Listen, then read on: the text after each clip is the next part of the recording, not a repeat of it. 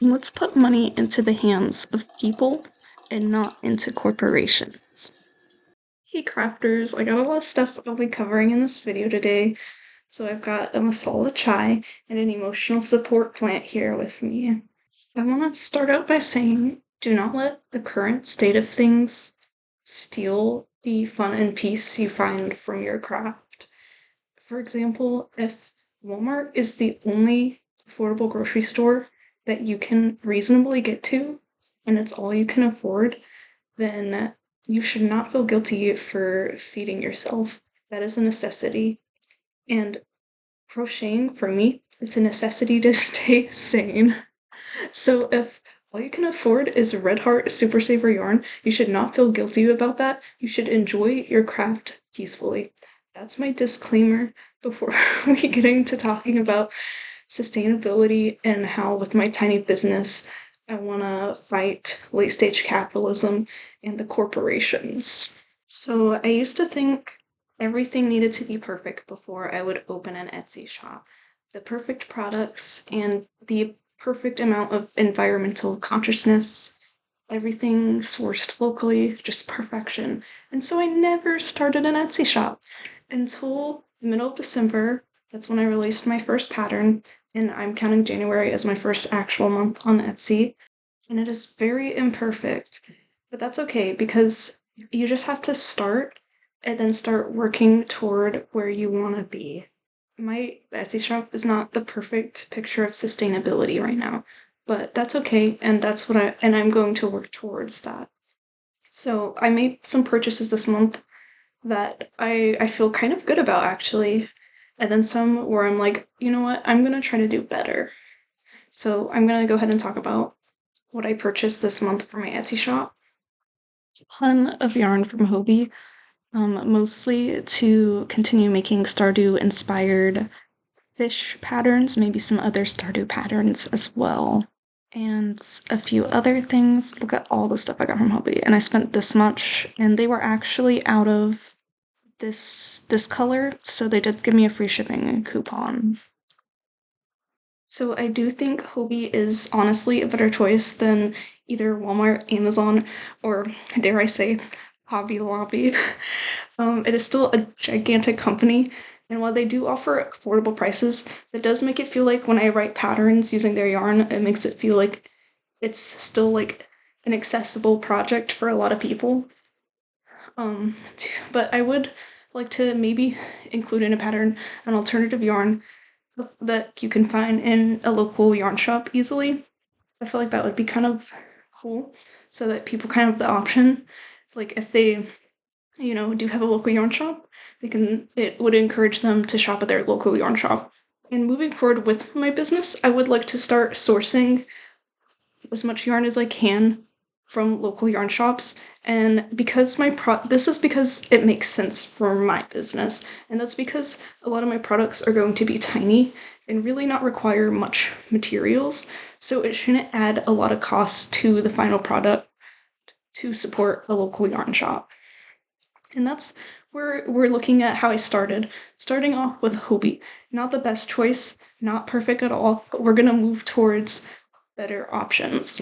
I bought 1 pound of beeswax from this Etsy seller, and that's for going to be preserving and strengthening my crochet pine needle baskets. And I'm just trying to do that to get my foot into the pine needle basket market because I don't see a lot of people advertising that their baskets have been preserved that way. So I'm hoping it helps my baskets. I think the little crochet toppers will hopefully help my baskets too.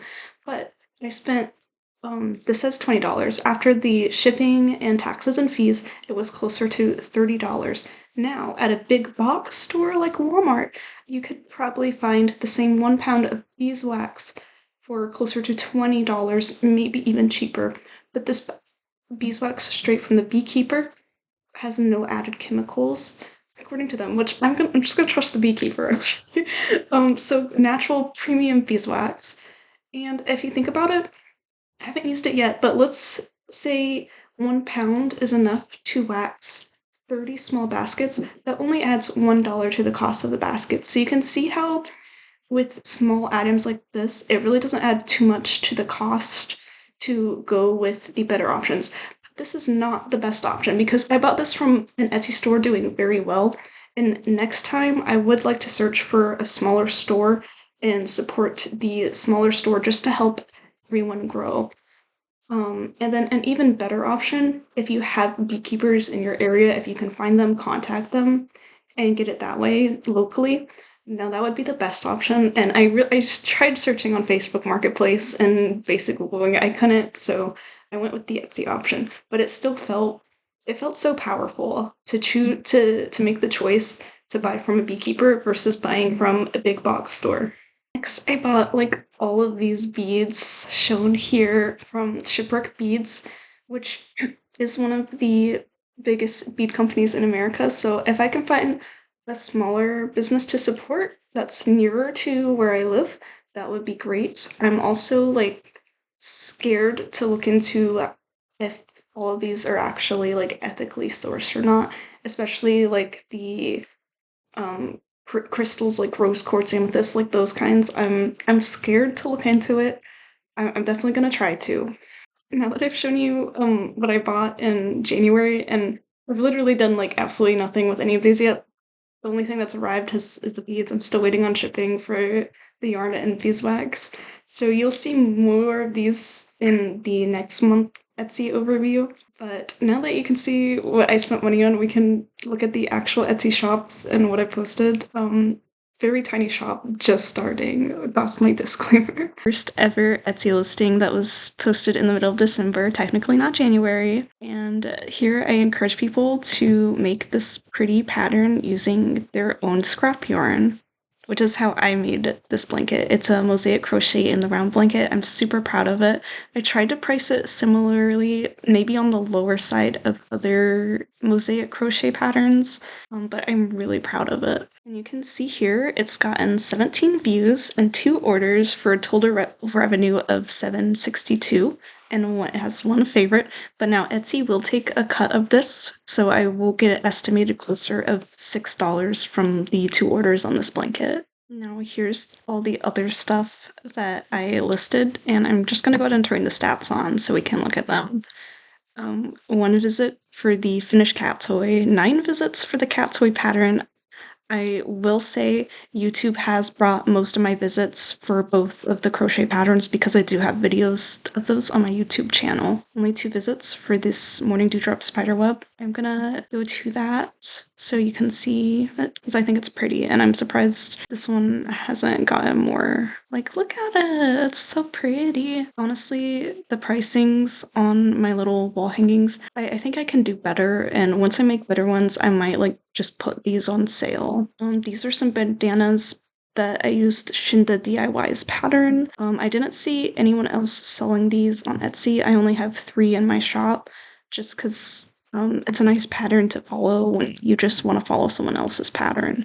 You know, sometimes you do, even if you're a pattern creator yourself. But when I went to a craft fair, these sold really well. So I'm surprised none of them have sold on Etsy yet.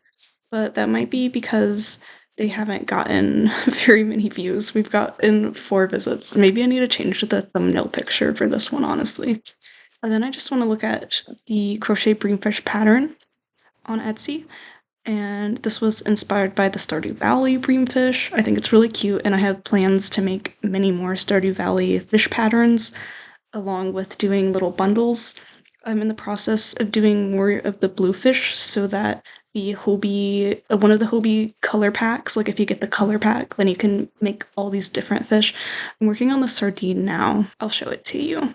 Although it's gotten a little rough from my kitty because it's his toy. So here's the little sardine one. I'm trying to make the fish like different enough, you know, like, so look at it. I think the colorings, the color work is pretty cool on this. I know color work can feel like weaving in lots of ends and stuff, but it's just like always feels like worth it in the end. So those are my Etsy stats. You know, $6 first month. I'm honestly like, I think we're off to a good start. I think February is gonna be crazy.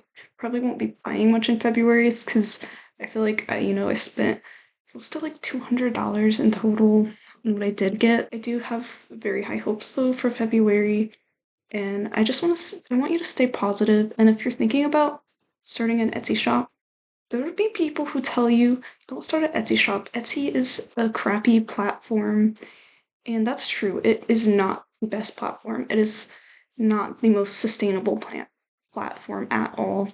There's tons of drop shippers on Etsy, and it's been a struggle because there's so many, and Etsy's got to remove them, and Etsy keeps raising fees and stuff. But look, it is the most like attainable option for starting a business. Like the other options are just like so overwhelming, honestly. Um, Look, it cost me $15 to a one-time $15 fee to open the shop, and then posting a listing cost you 20 cents. And then Etsy will take a cut from your sales, but the platform is so easy to use, and you're actually getting traffic to your shop. Whereas, a lot of platforms, you will struggle with upfront costs more, or there's like a monthly subscription fee that costs $60 a month, and it's like you just started your shop, you're making $6 on it in a month. So Etsy really, like, even though it's not the best option, I think it's for just starting out and not being overwhelmed. I do think it's the best option. So I'm not an Etsy hater right now. People are, you know, it does put more money in the hands of people than a lot of other options. And I think that's like the end goal with tiny businesses. We're trying to put money back in the hands of people, back into our local communities, and not into the hands of giant corporations who are just trying to get more and more powerful, even though they already have so much power, and it really does freak me out. Um, but you gotta stay positive in these times and just do what you can. Take the little tiny steps you can take. That's all you can do. Just think of it's helpful. Just think about what you can control. Don't focus on the things you can't control. And a lot of people will like be cynical about grassroots movements, what you do on the personal side, but I really do think every penny counts and that you have to be optimistic, because if you're not, like, are you mentally okay? Like, I don't think I would feel okay if I didn't have some optimism and some hope for the future. So yeah, don't try not to focus on the negative stuff. Try to focus on the positive stuff and what you can do. You're working full time or even part time while trying to build your Etsy shop of handmade goods, you might be spending like all of your free time trying to build your Etsy shop, which might be me. And it can be really easy to neglect basic self care, like physical fitness. That's one thing that I've definitely neglected this month. But I've decided if I can spend 10 minutes a few times a day to play with my cat, then I can spend 10 minutes a few times a day going for a walk or doing some yoga or like a short YouTube workout. So that is definitely in my February goals, is to stop neglecting that and make it a priority, because your physical health is so important, especially if like I'm making things with my hands, I'm bending over a lot, like it's something I've got to start doing, and I definitely would encourage everyone to just try to commit even 10 minutes a day and keep crocheting, keep crafting. I love you all crafters. I love crafters. I think you're all amazing for crafting whatever it is you do. Um, and thank you for watching my video. I hope you found some inspiration, and I hope you have a good day. Bye.